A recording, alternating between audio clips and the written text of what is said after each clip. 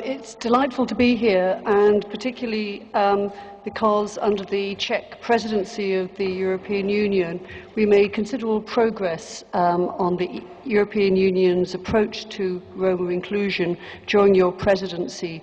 In particular, of course, we had the first meeting of the Roma platform here in the Czech Republic, and I seem to recall that was the occasion when we had the first report from the World Bank, which I'll come back to in a moment. And of course, at that first platform meeting, the common basic principles were developed, and I know, Gabriella, you were very involved in that, and a number of other colleagues here, particularly my former colleague, Jan Jarab. And then the Council, in June of that year, adopted conclusions which annex the common basic principles. And the common basic principles are now the basic language we use in the European Commission and increasingly in the European Union. They codify the best practice, the experiences of those who've been working in the area of Roma inclusion. And I think now the phrase explicit but not exclusive is used certainly in many Commission departments in a way which we couldn't have imagined 2 years ago. They get it, as somebody once said. Often it's said that actions speak louder than words, but I think we shouldn't forget how important the words are and the analysis. And that's why I very much welcome this World Bank report. First of all, of course, it makes the economic case. Sometimes it can seem a little strange that when you have a strong human rights argument that you should have to make an economic case. But I think it's valuable to have both cases, and I very much welcome the work that's been done here. I particularly welcome also the way in which in the full report you highlight the particular situation of women, both in education and employment. You had some of that in the slides, but I know that in the report itself that there's much more information on that, and I welcome that. I also very much welcome the way in which you tackle perceptions and the myths. I think that's very, very useful, and you do it in a way which those of us who don't necessarily have the skills that went into producing this report can certainly make use of the outcome from it. You also point out that the diagnosis of the situation and the measures that need to be taken are largely known, and notably that we need to focus on specific policy areas such as education, both early education and participation in higher levels of education, tackling early school leaving, and also, of course, employment, active labour market policies. And you point out that the resources are available. The issue is now how we focus on bringing all of this together.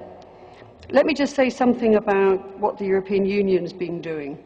Over the last few years, we've assessed the European Union instruments available to support member states and indeed other countries in the social and economic integration of the Roma. And the diagnosis made by the European Commission in 2008 and endorsed by the European Council and the EPSCO Council, the Council of Employment and Social Affairs, is that essentially at the European Union level we have the right instruments to support the social and economic integration of the Roma. Notably the legislation, and in particular the Race Directive, dealing with discrimination on the grounds of race or ethnic origin. Secondly, of course, we have important financial instruments, notably but not exclusively the structural funds.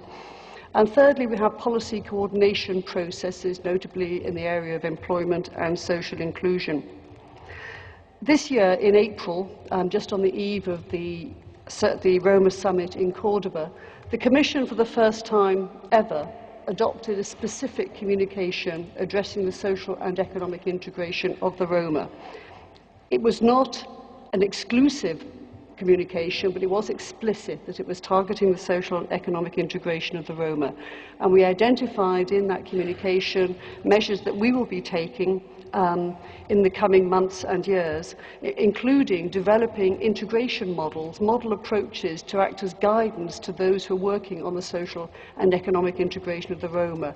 We recognise that one size, of course, doesn't fit all, but that one can categorise particular situations in which the Roma community live in our member states and beyond, and we can distill the best practice of what has worked and what hasn't. And in June this year, the Council of Ministers, the Employment and Social Affairs Ministers adopted comprehensive conclusions on the Roma. Now, what's happening now?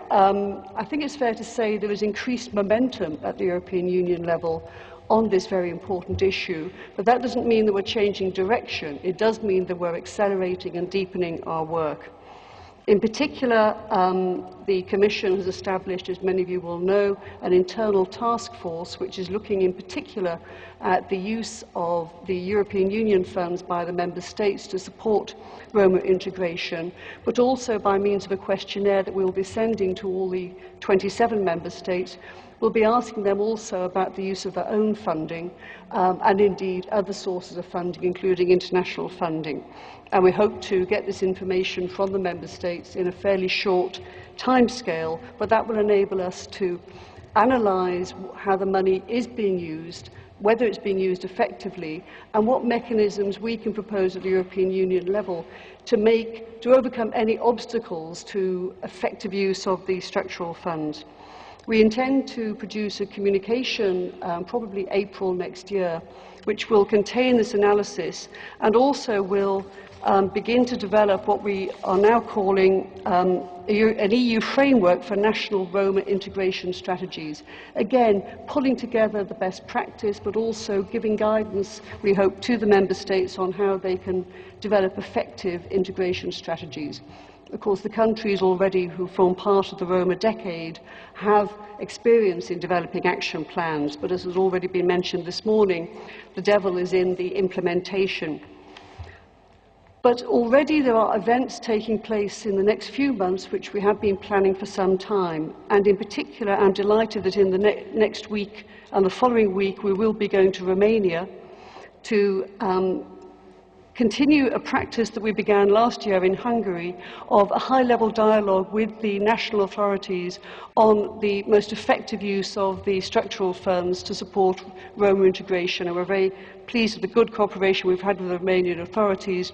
It's taken a long time to plan this event and the timing is very good, but I know that this will also help us to work collectively to identify any particular obstacles to the best use of the funds. As we know in the case of Romania and of many other member states, the funds, in particular the European Social Fund, are there. They have been identified to support the integration of the Roma, but we recognise that sometimes there can be blockages or obstacles to their use, and we want to work with the Romanian authorities to overcome that.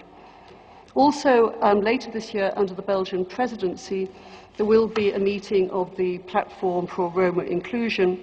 I think the date is being fixed now in December.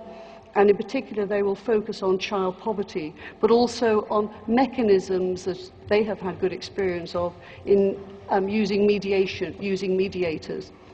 And I think it's very positive that all member states are actively involved in discussing the social and economic integration of the Roma. There is perhaps a perception that because the majority of the Roma population live in one part of Europe, that it's only an issue to be addressed by that part of Europe. But in all of our member states, we know that the Roma population experience considerable deprivation and unemployment, and that's why we need to work together at a European Union level to establish this framework for national Roma strategies. Thank you.